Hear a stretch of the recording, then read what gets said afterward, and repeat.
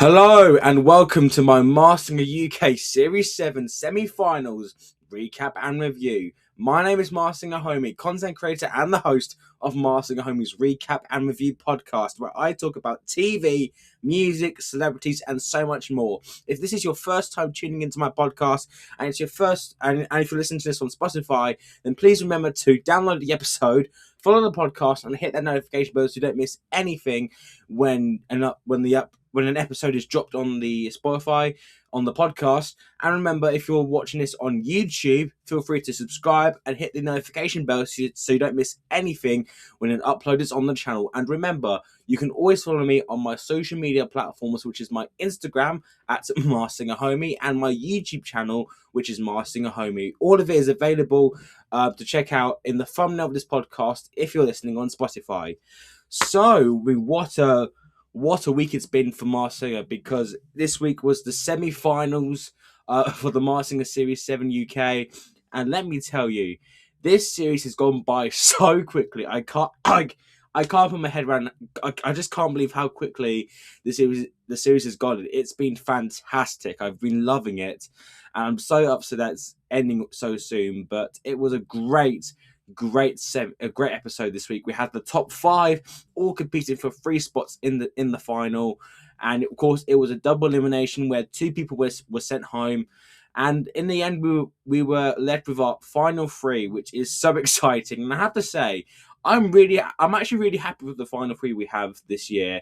So I'm definitely not mad with the choices we have this year. So yeah, after this and the final will be the end of the Mastering UK for another year, which is crazy. But some other big news here, that Britain's Got Talent is indeed returning on February the 21st, which I cannot wait for. So I'll be doing so much content on that I'll be doing so much content on it this year, and also I'm going to be doing I'm basically going to be reviewing the acts shown in the most recent trailer we had last week that was shown with Bonkers. So me and him are going to be doing it together, and yeah, cannot wait to do it with each other. So it's going to be a great episode.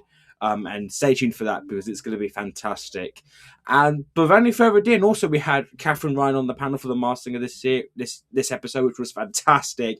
A huge fan of Katherine Ryan, so she was absolutely brilliant to watch. But without any further ado, let's just get straight into this week's review of the Mastering UK. So today we're going to be doing a little bit differently, and we're going to talk about the contestants that were eliminated first, and then we'll talk about the final 3 towards the end. So let's talk about the first person who was sent home, which was Sloth, where he performed "We All Stand Together" by Paul McCartney. And if you've seen the music video, it's basically the one where he's got like the frog choir, and because I believe it's from the Rupert Bear thing. Rupert Bear, I believe that's where the music video came from. And let's just say this one was quite an interesting performance, to say the least, because it was definitely the worst performance of the night, without a shadow of a doubt. I mean, what else is there to say other than that? I mean, I will admit the start of the performance was decent, but then it just kind of went downhill, unfortunately, which was a bit of a shame. But it was definitely a good laugh as well. He was clearly having a lot of fun with that song, so I fully respect him for it. And I have to say, looking back now, I'm basically kicking myself that I didn't guess this person, because he was one of the popular guesses online, and it was revealed to be Ben Fogle. And honestly, man, I am pretty much kicking myself now, because as you guys know, I've been saying for the very start that it was Joe Lycett. You know, it was hang on. So I'd had some water there. But as I was saying about, I was guessing Joe Lycett throughout the whole series, and listening back to the voice now, I could totally hear Ben's voice. So it's just a bit like, oh goodness me, I'm kind of annoyed I didn't guess that. But I have to say, despite not being the best singer in the competition, I have to give credit where credit is due, because he did really well for the performances he did. He was having a lot of fun. He got the crowd going, and yeah, it was a really, honestly, he was just, you could tell he was having so much fun with on this series, and I just have so much respect for him. He was clearly having a lot of fun, and I just think he did really well. So Ben Fogel, you were fantastic, my friend. Thank you so much for doing the Masked Singer this year, because you were an absolute joy to watch. And now we'll talk about the second person who was eliminated this episode, which was Can of Worms. And I have to say, I was a little bit shocked about this elimination, but at the same time, I kind of understood it. So, his first performance had him doing Cha Cha Slide, which is, I'm sure you know, the music video and the dance to it. And I have to say, I remember this song used to be everywhere when I was young. Like everywhere you'd go, you'd be hearing this song. It's kind of, I think it's one of those one-hit wonders, I believe. So, I kind of understand why, but it was actually a really good performance. The rapping was really good. He got the crowd going, and his second performance he did was "Ordinary People" by John Legend, which is a fantastic song. And for me, this was his best performance he gave all series. So, and again, I was a little bit shocked he went home because of that performance, but at the same time, I wasn't like mad at the same time. I don't know if that makes sense, but anyways. And I was indeed correct with this guess after guessing him since episode 4, and it was revealed to be Marvin Humes from JLS, and the second member of the band to be on the show since Robin, who was Aston Marigold. So that was awesome, and I have to say, he really threw me off at the beginning because especially with that first performance he did of Beauty and the Beast, I was really thinking it was someone like John Barrowman because of the American accent and the whole stuff in the musical theatre, because I know John Barrowman's done the musical theatre, but yeah, but it was the Halloween episode where I really got to hear his voice more, of it being Marvin. And honestly, I have to say, he was just fantastic. Like every single performance he did was just a joy to watch. And I don't know if you've seen his son's reaction to his unmasking, but Marvin posted that his family's reaction to him being unmasked, and his son lost his mind. He could not believe it. He was like, "Oh my gosh, I can't believe it." Honestly, it's amazing, and yeah.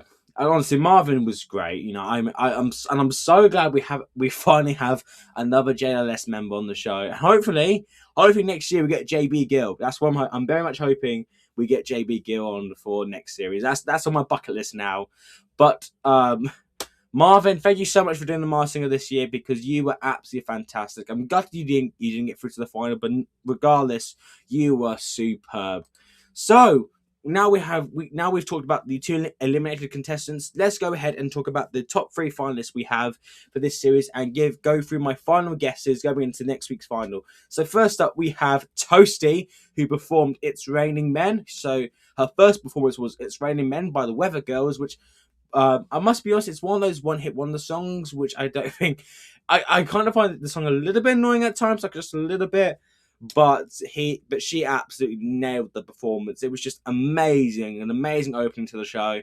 And her second performance, she did "You're Still the One" by Shania Twain. A huge fan of Shania Twain, and yeah, this was a fantastic performance. I'm so happy she's in the final, because I must admit, she was the person, like in the beginning when I first looked at this costume, I did not know how good this was going to be, because it's one of the most derpiest costumes I've ever seen on the show. But my God, goodness me, her voice when I first heard it, it was just so good, just absolutely fantastic. And yeah, she's done that every single week, so yeah, she's just been amazing.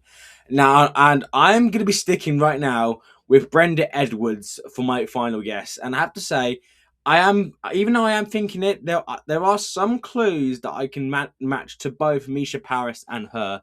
But we'll go through this week's clues for Toasty quickly. So she mentioned about you bank on getting through 1 week, maybe 2, but to make it all the way to the semis, well, which is very on the nose, but also a reference to Brenda's journey when she was on the X Factor, and she advanced week after week until she got cut in the semi-finals. She then mentioned Gospel Truth, which ties to her, which used to host Songs of Praise, and I believe she was in Sister Act, if I remember correctly. Then we had her. Then she mentioned. She also said there was also another clue which mentioned to Live Forever, which connects to the Queen song Who Wants to Live Forever, and I mentioned in a previous episode that she was in the musical We Will Rock You. And those were the clues. Those were the only clues I managed to connect. So like I couldn't connect the tidiest clue, the photo of Cynthia Nixon, or the broken strings on the ukulele. So those were the clues I couldn't connect. But some of the clues as well also could match to Misha Paris, because we saw like the West in one of the VTs, and of course Misha Paris has been on the West End like Brenda, and the East clue she was on EastEnders. Um, the intervals could be a reference to her roles in, of course, in the musicals like Brenda as well, and the Bolton clues. She collaborated with Michael Bolton on a single in 2009, and the Royal clue highlights her being the British Queen of Soul, basically the British Aretha Franklin. So those were some of the clues over the weeks that could connect to Misha Paris, but again, I'm really kind of 50-50 at the moment on because the voice sounds a bit like Misha, but the clues do link a bit more to Brenda. So I'm really torn for straws here, if that makes sense. So for now, I am going to stick with Brenda Edwards, but again, I'm so happy she's in the final because she so deserved it, and yeah, she a fully well deserved place in this year's final because she is just unbelievable. Next up, we had the second finalist, which is Conkers, and his first performance he did was "Everybody in Love" by JLS, and ironically, that is the exact song by the group Marvin is in, who was of course Can of Worms, which was pretty cool, I have to say. And his second, excuse me. And his second performance he did was it was Country by Blur. I actually didn't know the song until I googled it, and it's by Blur. I was like, oh wow, I would not have got that. But both performances, I thought he really delivered, especially his second performance, because I thought he really delivered on it overall. And for me, it was his best performance he did of the whole series. So, and honestly, I'm not disappointed he's in the final at all, because I think he's not only he very much is a decent singer, but also he's got this entertainment value to him, which I really enjoy. So yeah, I'm not mad at all that he's in the final. I think it's I'm gonna say it's a justified place in my opinion. So now this is where it gets really tricky now, because it's because I think we can all agree that Conkers, for me at least, has been the one contestant that has really thrown me off the scent for many weeks. But I am sticking for now, and I could be wrong on this still, going into the final, but I'm sticking with my guess I've been saying for the past few weeks, which is indeed Matthew Bainton. Again, this is a guess I've been saying for the past few weeks. Again, I could be totally wrong here, but we'll go through some of the clues here. So he mentioned the quest for the Holy Grail, which is a famous legend, and in Horrible Histories, Matthew was part of a sketch about the Round Table. The chainmail clue could be a link to medieval clothes, and of course, Horrible Histories, they have the medieval stuff there. On the Edge, I couldn't really connect, and also one of the popular guesses is indeed Ben Shepherd, so that could be a possibility. And then Superman. The only clue I could connect to this is that he was on the sketch show Horn and Corden, which is basically the show he did with James Corden, and Matthew would often dress up as Superman. And then the other clues I couldn't connect, like the Crush Me, the Splash clue, the 5 medal coloured star view. I couldn't connect any of even the Shine clue you mentioned. Shine, and people would say Mark Owen in the beginning, but I don't think it's Mark Owen at all. But again, I am really these clues, to be honest, for all of them at this rate, it's just so like I don't know, like it's just so tough. But honestly, I can't complain that he's in the final, and I'm very happy he is. And for now, I am going to be sticking with Matthew Bainton, but at the same time, I would not be surprised if it was indeed Ben Shepherd at all, because he really, and I have to say again, I think he's definitely got a justified spot in the final this year. So yeah, I think it's very much well deserved spot in my opinion, and yeah, I'm very glad he's through. And now we have the third and final finalist to talk about right now, which is Moth, and her first performance she did was Olivia Dean's Let me just Google the song quickly, just to quickly find out what song she did. It was by Olivia Dean, and she performed um, "Man I Need" by Olivia Dean, which is a great song. And I have to say, I loved the whole stage. The production value. It kind of gave this really nice 30s, 40s, 50s vibe. I love the big, like, it kind of had this like Moulin Rouge vibe, like Las Vegas, everything, and it was just a great performance. She sang amazingly. But we have to talk about her second performance, where she did "Colors of the Wind" from Pocahontas. And let me tell you, I am a huge, huge Disney fan. I love Pocahontas. And I have to say, I'm being deadly serious when I say this, but that was honestly one of the best performances I think the show has ever had, because it just took my breath away. I mean, Joel was crying, Davina was crying. Like, tell you, she has the voice that could just move anyone. Like she could literally sing the phone book and make anyone cry. Like her voice is stunning, absolutely stunning. And honestly, I've always wanted to have that song on the show, on the Mastering over the years, and I'm so glad she performed it, because she just did it to an absolute whole new level. It was just mesmerizing, and I mean truly, truly mesmerizing. Just, oh my gosh, she just.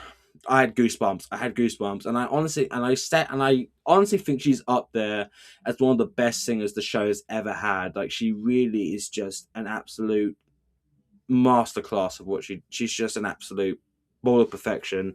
And I'm sticking with my guess I've been saying since day one, and that is Keisha from the Sugar Babes. And we'll go through the clues that we had for her. And so there was many references about she mentioned many. There was a lot of clues this week linking to her songs. She said Buster, which links to the Sugar Babe song Buster.